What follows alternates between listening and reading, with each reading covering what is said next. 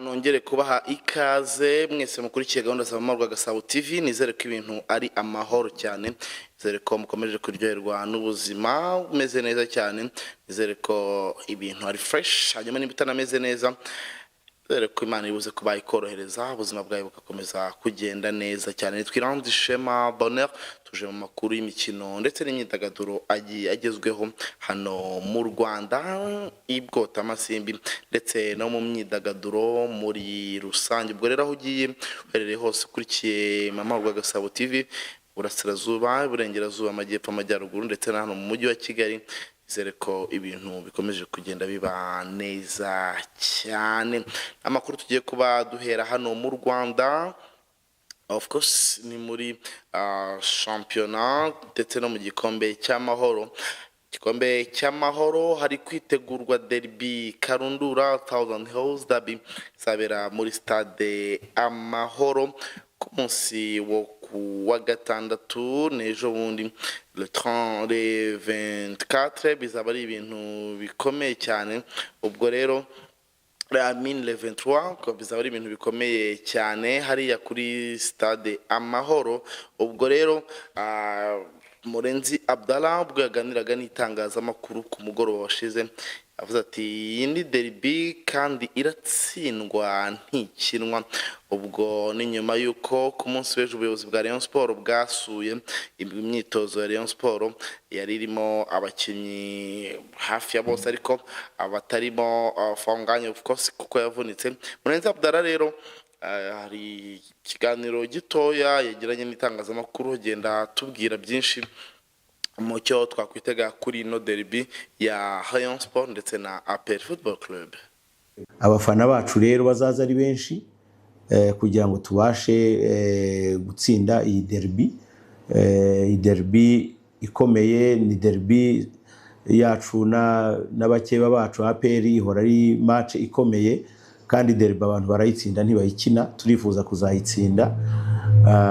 Nkaba nsaba rero abakunzi ba Rayon Sport aho bari hose, ubururu n'umweru buzaba ari bwo buganje muri stade Amahoro kugira ngo tubashe kwegukana iyi ntsinzi, duhe n'amahirwe yo kugira ngo tuzabashe gusohoka umwaka utaha. Abafana bacu ubwo abareyo nimwe mubwirwa, ntabwo tuzava ngo ni APR yakire cyangwa se ni Rayon Sport. Uyu ni umukino uba ari wa Ferwafa. Hanyuma rero tukiri muri ibyo ngibyo byo kuvuga ngo umukino ni uwa Ferwafa, ku munsi w'ejo impamvu mutarabona amatike asa nasirikira cyane, habaye inama ihuza sosiyete ya Q&A ndetse na Ferwafa ivuga itari ku stade kuko za kipe zararenganye mwirirwa muzihenda. Q&A rero na Ferwafa ejo biriwe ari imiguruko bavuga bati iyi stade kuki ihenze cyane bingana bitya. Q&A babwira ati nuko bimeze, nuko amakipe tuyaca amafaranga. Icyo wamenya nuko Q&A itwara amafaranga agera hafi kuri 31% ya revenues, igatwara amafaranga ku matike hafi yagiye acuruzwa. Q&A kandi irakubwira iti igicuruzwa cyose muri stade Amahoro nitwe tukicururiza, hanyuma niba ushaka discount rwose turayigukubita ivuze ubuhuha. Ubwo kipe zikakubwira ati ariko muretse tukicururiza muri stade muzi ko twabona agera hafi muri miliyoni 100 mu gucuruza gusa, ariko abacunga stade Amahoro bakakubwira ati igicira birarura. Ubwo rero ni byinshi biba bigenda birimo hariya muri no stade Amahoro. Abavuga bati rero iyi sosiyete ejo bundi barabivugaga mu nteko bati stade Amahoro kuyaccessingaho birahenze. Ese ibya Ferwafa ni company byo biraza kuba birangira gute noneho ko zibaye main institutions atari equipe, biraza kuba bigenda bite? Nibyo kuba twitega tukareba muri rusange. Stade Amahoro yasizuzura ejo bundi yari yagerageje kuzura, ariko nuko tutegereza tukareba nimba no muri no weekend yazagira gutya igakubita ikuzura. Ngayo nguko uko bimeze. Hanyuma ariko si kipe ya Rayon Sport kwitegura kuko na APR imyiteguro yayo imeze neza cyane. Ubwo byose turagenda tubikurikirana tureba uko bimeze muri rusange. Gusa ntibizabuza shampiyona yo gukomeza cyane ko BK Pro League izaba ikomeza muri iyi weekend, harimo match z'imiriro. tureba ese Rutsiro iramanuka, ese Rutsiro iritsindira, ese Muhanga biragenda bite, ese Amagaju AS Kigali, iyi APR bizagenda gute muri rusange. Icyo wamenya nk'agashya karimo ariko muri izo match zose muri za Rwanda za BK Pro League nuko ikipe ya Gicumbi Football Club kera kabaye match yayo izakinira kuri stade y'akarere ka Gicumbi hariya ibyumba rwose. Ubwo ni nyuma yuko ikibuga kibaye gisa n'icyuzuye muri kariya karere keza cyane ka Gicumbi kaba gahehereye. Ku munsi w'ejo rero nibwo abayobozi barimo meya, barimo vice president Tade ndetse n'abatekinisiyo muri Ferwafa bageraga kuri cya kibuga bareba uko udupira tumeze bamaze guterekamo. Ubwo rero bagenda banacongeramo ka ruhago, uramubona Vice President Tade bari kumushota mu izamu agenda avuga ati ikibuga ndumva kigenda rwose. Ubwo rero nta gihindutse ku cyumweru ku itariki 24 ikipe ya Gicumbi Football Club izakirira Mukura Victory Sport Wazir hariya kuri stade y'akarere ka Gicumbi. Baza muri benshi rero abanyagicumbi ndabizi ko ikipe mwari muyikumbuye kugira ngo murebe niba mwashyigikira iyi kipe yanyu muri rusange. Ubwo rero habibyumba rwose nizere ko mushonje muyishiwe. Ubwo nta gihindutse ku cyumweru muzaba mukurikirana ikipe yanyu imbona nkubone, abitwa bitwaye Bahati Clement mubabona ndetse nabo barora kandi Moise mubabona neza cyane 5-5. Ubwo rero twese niyo nka tuzahurira hariya kuri stade y'akarere ka Gicumbi ku cyumweru niba nta gihindutse. Ngayo nguko uko bimeze hano mu Rwanda. Hanyuma reka ubwo tuhave tunyanyagira tujya ku mugabane w'i Burayi. Byari ibicika ubwo hamagarwaga ikipe y'igihugu ya Brazil ku mugoroba washize, ubwo umutoza w'ikipe y'igihugu yagiraga gutya agahamagara abakinnyi barimo Alisson Becker aramuzi cyane, hanyuma Anderson Moraes ndetse na Everton. Hanyuma agenda ahamagara abakinnyi bagiye batandukanye, gusa ageze muri talk nibwo yahamagaraga uwitwa Matheus Cunha agakurikirwa n'uwitwa Neymar ndetse na Rafinha. Abantu bagahita bavuga bati iyo niyo Brazil ubundi irimo Neymar. Ubwo rero tugiye kubona Brazil rwose imeze neza cyane, irimo ubusatirizi burimo umuhungu wa mbere ukunzwe hariya mu gihugu cya Brazil rwose, inyenyeri imurikira Brazil, Neymar Junior Santos vuga ati ngiye namaze kuba mpagera rero. Ubwo no kuba dutera tukareba ese ubusatirizi bwabo Vini, Rafinha, Neymar, Matheus Cunha, Luis Enrique, Igor Thiago, Gabriel Martinez ndetse na Endrick bazaba bafasha ikipe ya Brazil gutwara igikombe cy'isi. Nibyo kuba twitega tukareba muri rusange. Abanyabrazil baraye bishimiye Carlo Ancelotti kubera gutekereza kuri uyu muhungu wa Santos, Neymar Junior dos Santos Old Vela. Hanyuma ubwo reka tuve muri Brazil n'andi makipe agiye kugenda hamagara turagenda byose tubimenya. Hanyuma turaza gusoreza mu Rwanda naho turi buze kuba tumenya nimugoroba itsinda turi buze kuba turimo. Hanyuma reka twikomereze tujya muri Premier League. Uyu mugoroba haraza hanyuma yuko Arsenal igeze gutya igatsinda igitego kimwe Burnley ku munota 37 cya Kai Havertz, ku munota wa 37 asimbutse n'umutwe kuri corner yaritewe neza cyane na Bukayo Saka. Ubwo rero Arsenal irabura icyo bita umukino umwe wonyine kugira ngo igere gutya isecuring umwanya wayo wa mbere itwara igikombe ku isaha y'isa 11 kuri 24 ejo bundi ku cyumweru nibwo tuzara tumenye niba Arsenal itwaye igikombe cyangwa se ibivuyemo. Ubwo arite turi kubona ko ari kugikozaho imitwe y'intoki.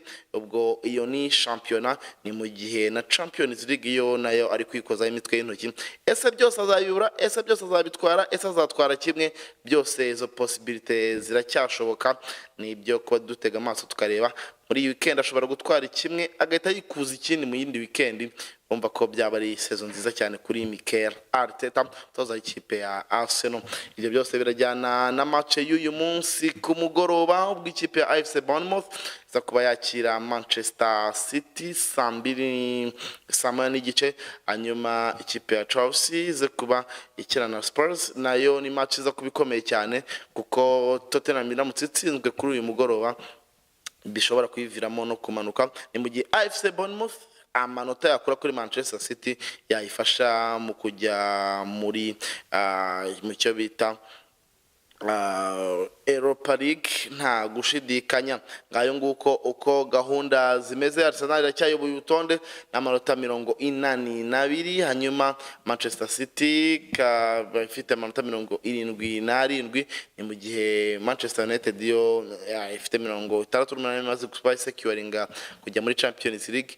AVL cyangwa se Aston Villa nayo ubona ko imeze neza cyane, ifitanye umukino wa nyuma na Manchester City, hanyuma Liverpool nayo ubona ko iri aho ngaho yamaze nawe yo kuba securinga, mu gihe iyi Bournemouth ivuga iti dutsinze match neza twaba twigira 5-8 twaba duteze Liverpool yakora ikosa tudatwizamuke tukajya ku mwanya wa 5. Ubwo rero umva ko AFC Bournemouth nayo imeze neza cyane. Ni mu gihe iri yepfo kwa Tottenham Hotspur ibereye ku mwanya wa 17 ivuga iti dutsinze Chelsea twahita tuzamuka mu manota, ibintu bikagenda neza cyane. Ni mu gihe Chelsea yo ivuga iti natwe dutsinze nubwo nta kintu byatumarira cyane ariko twazamukaho nk'umwanya.